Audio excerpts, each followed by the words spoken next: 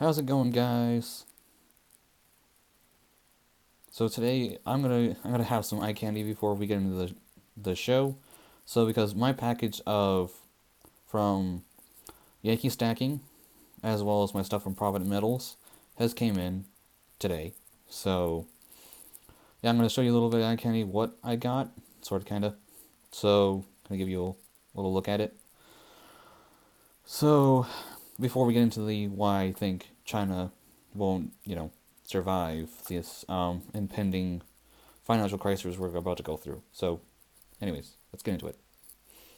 So, so here's some of this Constitution silver. Here's some quarters that I got from Yankee Stacking. Silver dimes. You can see here some of this stuff is a wee bit worn and looking old. But, that's a little bit safer bet, especially when trade and barter kind of come in place. So, that's a nice, pretty maple leaf. And also that little stuff on the bottom and the cruces there, you can see through the, yeah, so.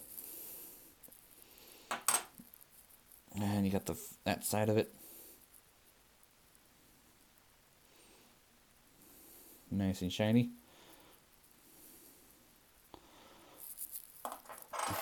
These were from the Yaking Stacking swap. So these are 10 that I got. Nice looking. And here, that's from Provident. Yankee Stacking, Yankee Stacking, Yankee Stacking. And you got this stuff that I bought from Copper Rounds from Provident Metals. So you have the Indian Dragon, you have the Norse Dragon, and then you have the Spartan right here. The detail on this stuff is amazing. Look at that.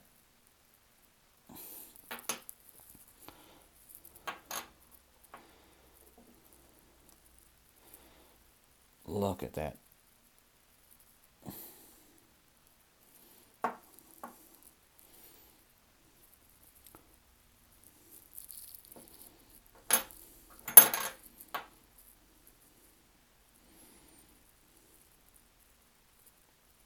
Yeah, okay, good. So that's the Indian one. Indian Dragon. That's really nice. Yeah. Anyways, now time to get into the video.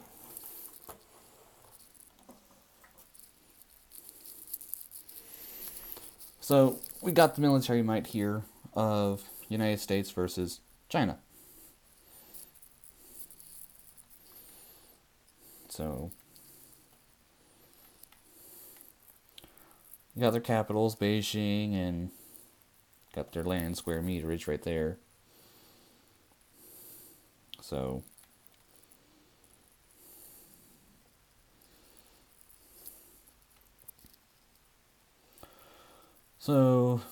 percent of GDP the United States spends on their military budget is 3.1%, and China's about 2%. So, yeah, roughly about the same. Not really, but dollar amount wise, it's all in United States dollar terms.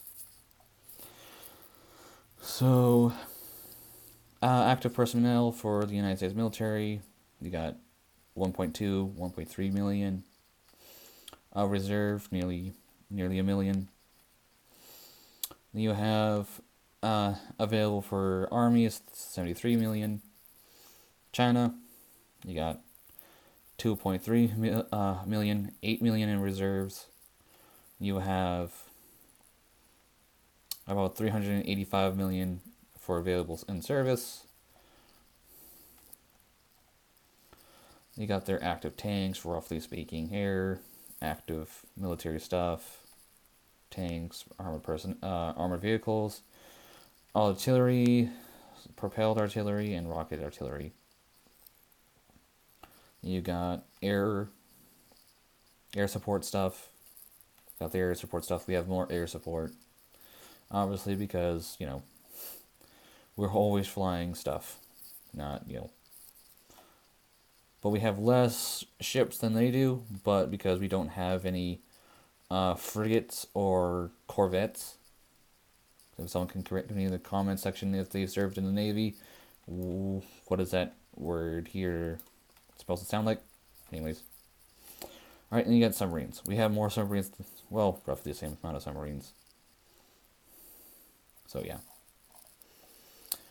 But here's the kicker, though. I'm more focusing on China's, let's see, armored personnel. Active. Let's go back here. Yeah, there we go. Active. Let's just call this at about 10 million. Say that's 15. Let's say that's 15. This is what I'm more getting at here. So you get this map of China's population. You get the, we're out here a little bit less than a million, million plus, 2 million plus, 5 million plus, 10 million plus. So you got two areas right here, Shanghai, Beijing, and I forgot that town's name, but there's another town right next to it, which is about 20 million plus people lives right there. Then you have Shanghai, you got Hong Kong all the way down here with all this stuff here. You got Shanghai here with a lot of population density there, and a massive one there. So their military might would not be able to cover all this land if things financially break down. Even if they have a Belt and Road Initiative, this stuff here will be meaningless once hyperinflation hits. Why? Let me go here. So let me show you a map here. So China's buying all products from around the world to, like, manufacture. They're a new manufacturing hub. America's not anymore, but we're trying to get back to that point again. But everyone says America can't. Hopefully we will, but with more sound money and things like that. Anyways.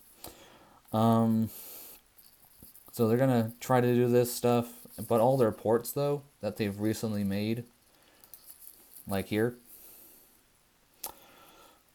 certain ports along the way, like I think it was either Cordoba or it was over here, somewhere along the seaports, that one of these countries could not pay back their debts to China to help them build that port. And guess what China did? It was way worse than America ever did.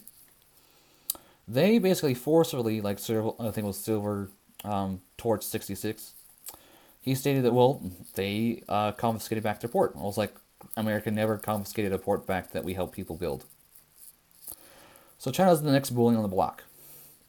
So if all these countries like Mongolia, Iran, Russia, all these people over here, and some other countries in through here and here can't pay back the debts, guess what China does? Either he threatens to take them over, or they give them back their ports and the stuff, the rails system that they helped build. So basically, the countries that have them now get charged to have them, because no one can use the rail system without China get charged, or these ports without China being charged. So who will want that? So maybe some of these ports and rails are being built, but to this extent, no. I'm maybe about half. I maybe can see it going up to here, maybe, and down to here and here, maybe, if they can keep things together. But I don't think so. I completely don't think so. Why? Because most of the rest of the world, let's get back to the other map here. So the rest of the world, if America has all the other countries, right, especially in Argentina, down here, they're having already financial problems. A lot of their citizens have been moving away from even their dollar, but also looking at their dollar to the American dollar and looking at their fiat currency and the United States fiat currency and saying, what's the difference? It's just the ink and color difference of each country's difference. It's just printed differently. It's steel, cotton, paper, or digits on a screen. So what's the difference between an Argentinian peso to a United States dollar? The only thing that's different is the country that holds it. And the only thing that's really kind of good for America is the world reserve status. Even then, we're kind of, getting bullied or removed, and no one wants it. Especially when Europe a lot of countries are recalling their gold back. All these countries in here are recalling their gold. Netherlands wanting to have their gold back, and then moved it to one of their bases. Then you have Germany repatriated all their gold. Poland repatriated all their gold, and stacking more. You know when stuff's going down, when Europe's saying, "Yeah, I'm head out," and they have a lot more history dealing with problems and economic problems than America does. We're like 200 years old, or roughly 200 years old. These countries have been here at least 400 to 500 years. So yeah, that's another issue. Especially countries here, who can buy Chinese product? The ones that really buy Chinese product is the Western countries here, America, Australia, and Europe. We're the net buyers of all Chinese products. If we tank, who's not? Guess who's now footing the bill? The rest of the world. And guess who's? It's just gonna be a vicious cycle for China, because that's a problem. No country should be a net producer or a net exporter, because it never favors them, especially when problems hit. Because all the assets in America will therefore start skyrocketing upwards, versus China, everything starts plummeting. So they get the adverse effect in each country. So let's go here.